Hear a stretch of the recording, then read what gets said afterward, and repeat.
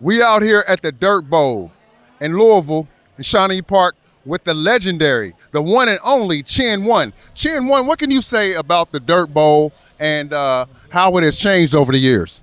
Man, the Dirt Bowl, man, is one of the most. It's one of the most iconic leagues we got in this city. You know what I'm saying? And over the years, I done seen a lot change. Man, I done watched players from my generation come up, start coaching. They kids is playing now, so you know what I'm saying. It's like it's an ongoing thing. You know what I'm saying? And I've been doing this for a long time. I've been coming down here all my life. You know what I'm saying? So I went from playing down here to coming down here being a fan, watching it, spectating on the sidelines. You know what I'm saying? But it's the love of the game. Everybody come down here, we got a love for the game. You know what I'm saying? So yeah, man, the Dirt Ball is beautiful, man. It's a beautiful thing. Can you talk a little bit about, your playing days and who you played for and who you might have played against? Man, I played for Park Hill. I played against everybody from, well, I can't even think of none of the people, man.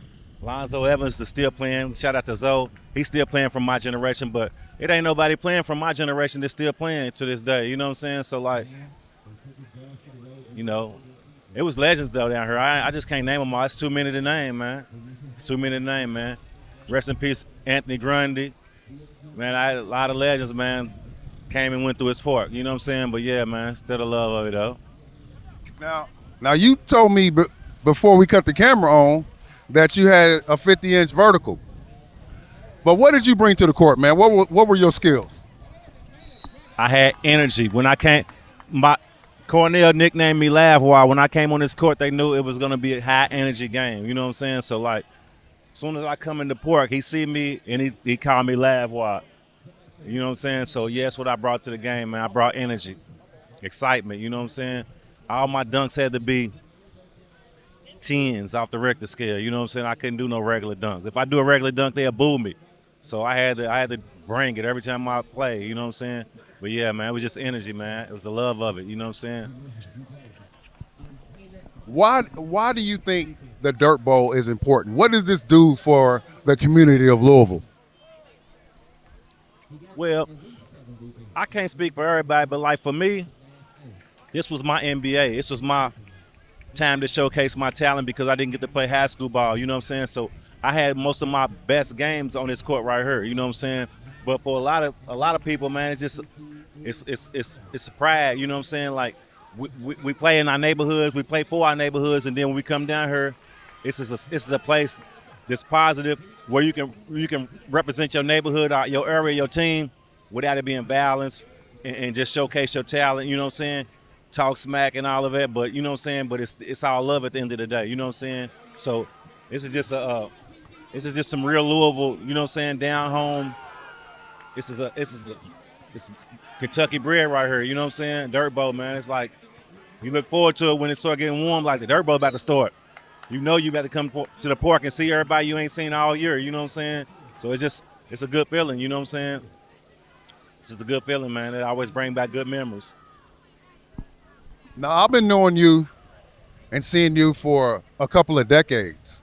But when I first ran into you, you weren't doing music. Or it wasn't that important to you.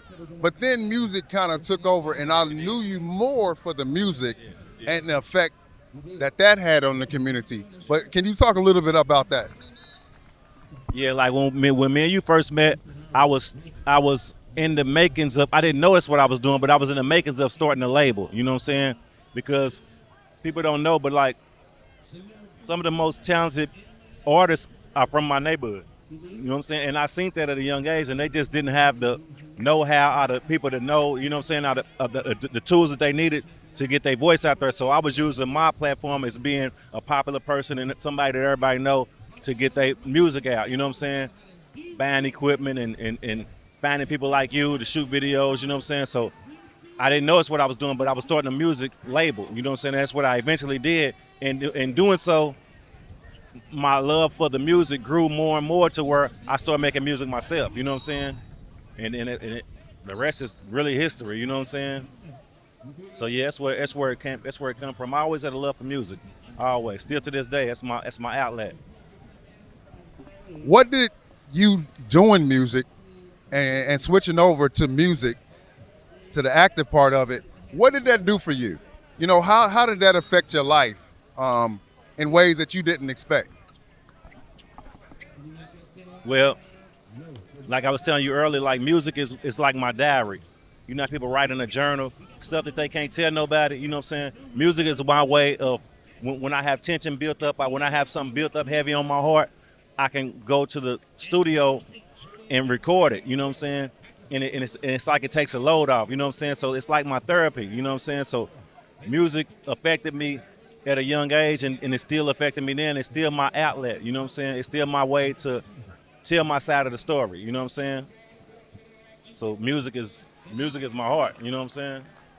So earlier this week, I happened to be watching some videos, and the jungle popped up in a playlist. It was in there with Larry B. It was a few people from Louisville was on that playlist, but the jungle was one of my favorite that you ever did. I love the video and all of that. Can you talk a little bit about how your music has affected other people? You know, it's so crazy. Like when I first started doing music, I never really thought that I was gonna be good at it. I just loved it so much that I wanted to do it. You know what I'm saying? And it was when I first started doing music, I was kind of like an instant success story with it. You know what I'm saying? But I always thought in the beginning that people just like my music because they like me. They don't really like my music until I started meeting people that didn't know me from the streets. I know me from nowhere else, but they just knew my music. And when they found out, like, you Chen-1, man, that song such such, and I'm like, they really like my music for my music. You know what I'm saying? It's like really good enough. It's just good enough for them. You know what I'm saying? And it messed me up a little bit. You know what I'm saying? Because I always thought people that like me like my music because they know I'm telling the truth. Or they can relate to it because they can relate to me. You know what I'm saying? But it's people that don't know me and ain't never been to Louisville, people from out of town, and they love my music and they gravitate to it. And it's like, dang, man, like it touched me. You know what I'm saying? And like when I first started doing music, Mr. Tony, I never was in it for the money. I was never in it for the fame. I really just wanted people to learn my music. Like I used to always say, like, it messed me up when I did my first show. When I did my first show, and they knew the words, the people was out there singing the word for word, and I'm like, they really know the words. Like that was good enough for me. It was like a dream come true for me. It was really my dream. You know what I'm saying? So like it's really, it's really that affects me when I see how my music affects other people. You know what I'm saying? Like I got a wide range of fan base. Like I got old people like my mother's them generation. They love my music. Like I got little kids that just didn't hear my music. They wasn't even born when I recorded the music. They love my music. Like I got a 5-year-old daughter. She found me on YouTube and she went back and listened to all the songs from before she was born, and she knew them heart by heart, like word for word. Like that's my daddy. And she like it just messes me up. And other little kids that know my music that I'm like, man, I recorded that song before you was born. How do you even know that song? You know what I'm saying? But they listen to their mama's playing it, their daddy's playing it, and it's still ongoing. You know what I'm saying? It's like timeless. You know what I'm saying? I gotta ask you my last question about how much you think music has changed. Of course, the music business has changed a lot, but how has it changed from your perspective?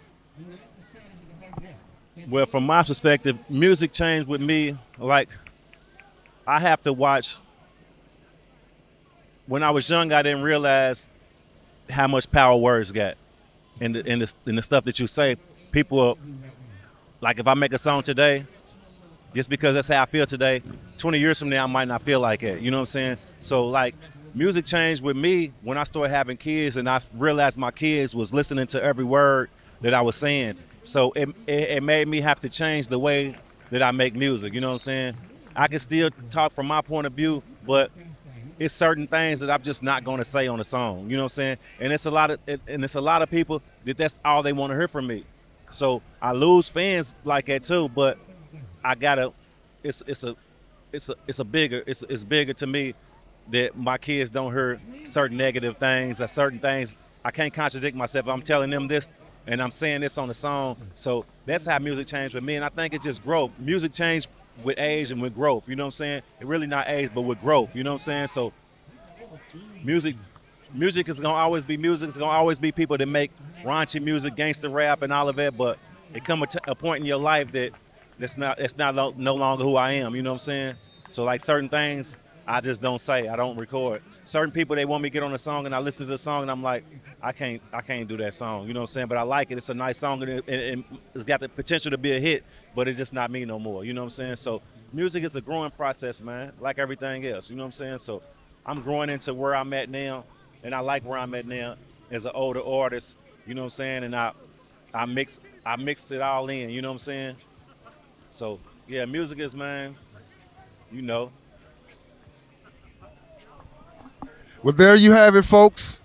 Chen-1 has grown up. I knew him before he had a single gray hair in his beard. I still want to move it, man. I still want to do a movie with you, man. We've been talking about working together for decades, and we finally gonna really do it. I'm really looking forward to it, to be honest with you, man, because I've always looked up to you. Appreciate it, man.